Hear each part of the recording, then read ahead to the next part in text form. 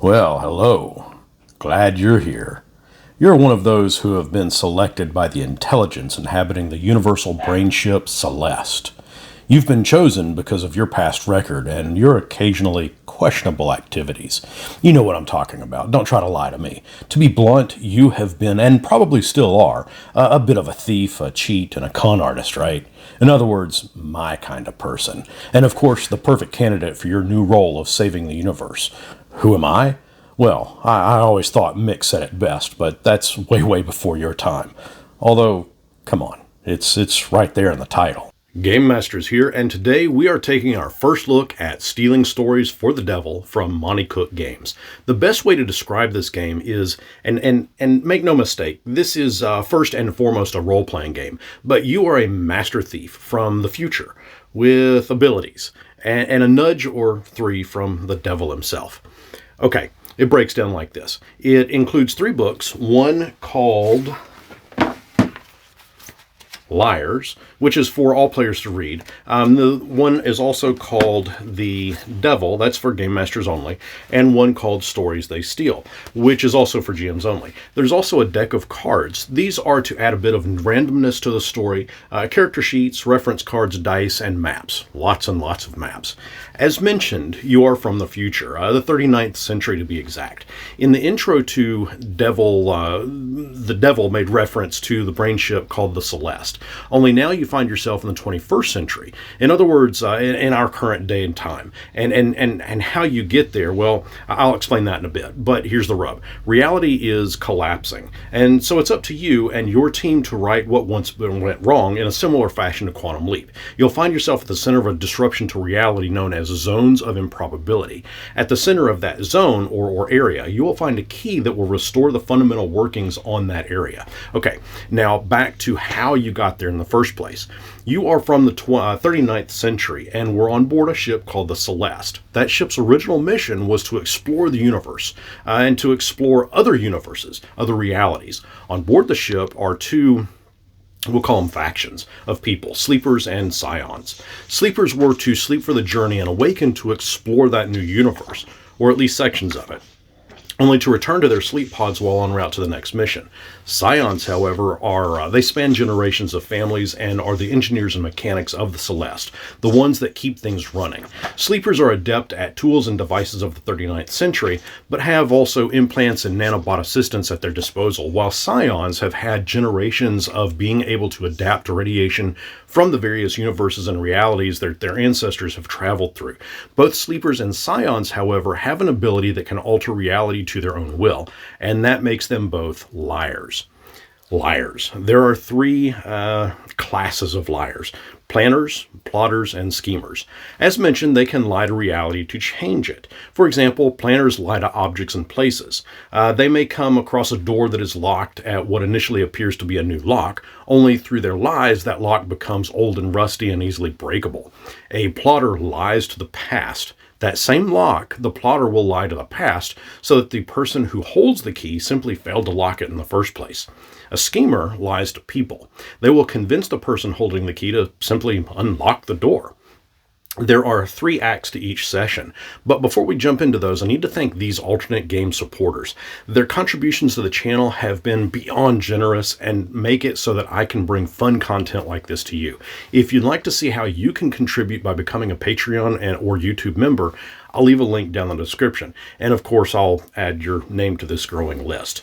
3 acts in each session help to provide structure to the game itself. Similar to other role-playing games, Stealing Stories for the Devil focuses on conversation and storytelling, and less on number crunching. And while there are dice involved, they are used more to indicate the direction the story takes as opposed to how well the character performed in their action. Act 1 is considered to be the briefing. This is where the characters will learn the basics of the mission. It starts with a report, generally provided by the onboard computer from the Celeste, and will display the zone of improbability. For example, it may give a report that inanimate objects in a specific area are sometimes transforming into a completely different object, or it may provide only the bare basics, like an office building are 3 envelopes with 3 parts of a phrase in it. You need to retrieve those envelopes and read the entire phrase. Or the characters may not be provided any detailed information at all. They may only be provided a map and basic security measures. And the GM may then ask the characters what information is displayed on that map. And it is at this point that the role-playing can really begin. The players are responsible for keying up that specific information. It may very well be up to them to determine how many floors the building has, or how many guards are on duty at any specific time, or how many doors are locked between the entrance and the office with the manila folders. In other words, the players are actively creating the story as they play, as opposed to a game like Pathfinder or Dungeons & Dragons, where the DM spends hours creating an adventure. In Stealing for the Devil, the adventure or story itself is made up as you play. Of course, this all plays into the role of the Game Master, because now we move on to Act 2. Act 2 is the bulk of where the game will take place. It's where the fun stuff really happens, where the lies are told and the story is stolen. Act 2 will see the characters arrive at the area of improbability in question, infiltrate it, and seemingly all things are going according to plan. But as in most heist-type movies, the other shoe drops. An unexpected turn happens. Perhaps the key, those 3 manila envelopes, are empty. Or, like in Ocean's 11, Benedict calls in the SWAT team and we think that the main character's plot has been spoiled. This in turn effectively ends Act 2 and begins Act 3. Act 3 is the last part of the story. It details out either the success of the mission or the failure of that mission. Stakes are higher, tensions are higher, and of course things can go either awesomely right or horribly wrong. But again, you can lie and alter reality and bend it to your will. Usually. Previously, we mentioned that there are dice involved and that they are used more to indicate the direction of the story that it takes, as opposed to how well the characters perform. However, there are times where rolling the dice can enhance an outcome. For example, if you're going to climb a rope, the GM may have you roll to see if you succeed. However, they may not have you roll dice. When creating a character, you pick 2 traits. It might be that you're agile and smart, or graceful and charming, or tough and perceptive, or, any number of other traits. You'll also pick 3 skills, which are broken down into subsets of science and education, applied knowledge, life skills, physical skills, and people skills. If the task at hand is considered to be easy, you generally won't need to roll dice. If you are good or very good at the task at hand, you probably don't need to roll dice. If the task at hand is impossible, then there's really no need to roll the dice. The dice are there, but again, this game focuses more on the storytelling rather than it being a game of random luck. But should you and your table want to go dice heavy, that option is certainly welcome, and there are rules that allow for it for all of that crunch. There are even boosts and harmonies that can raise the number that you rolled, but likewise there are hurdles and detriments that can make that successful touch a bit more difficult. At the top of this video, I also stated that there were a deck of cards involved. At the start of each mission, the GM deals out 3 mission cards to each player, which they can use as they wish. They can keep them secret or let them be known. They just can't swap them with other players. These mission cards represent the liar's training, experience, and talent in combination with their skills and traits. For example, you might get the Sizing Things Up card, in which you can spend the current scene examining the situation, an opponent, an obstacle, or the like, and spot a weakness to exploit. You can boost the die in scenes related to what you have observed, but here's the kicker. Ultimately, you decide what it is that you initially observed. You might get the Just the Thing card. You plan for this contingency. You produce one useful object that you could have been carrying on your person that helps with the current situation. There are conditions where the players can get additional mission cards throughout the gameplay. The Game Master has access to twist cards and a turn card. Twists might be something along the lines of a door that was unlocked is now suddenly locked, or one of the guards you're fighting has been disarmed but has a second gun strapped to his leg. The turn card would be something along the lines of oh gosh, that boss that you just defeated was not actually the boss. Or the moment you cut the red wire to disarm the bomb, all the power in the building goes out instead.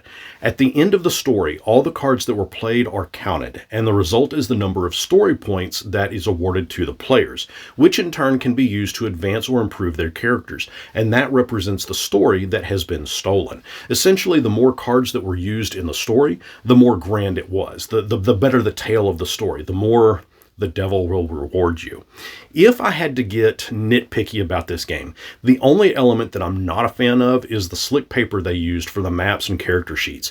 It feels like a 70-pound glossy text weight paper. You can't use a pencil on it, which means once you've marked on it in pen, it's permanent. It's there to stay. Of course, that's an easy enough problem to solve by just making a copy onto regular 20-pound copy paper. As said, that's if I'm going to get nitpicky with it.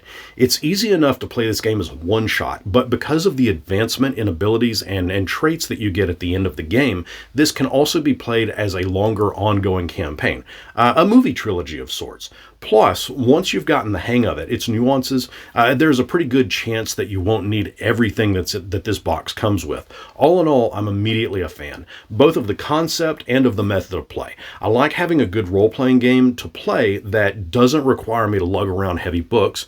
This one is extremely light, both in terms of a full-on weight, but also in terms of rules, and it's easy to grasp, and as mentioned, it's something you can pick up and start playing within minutes with very little prep work.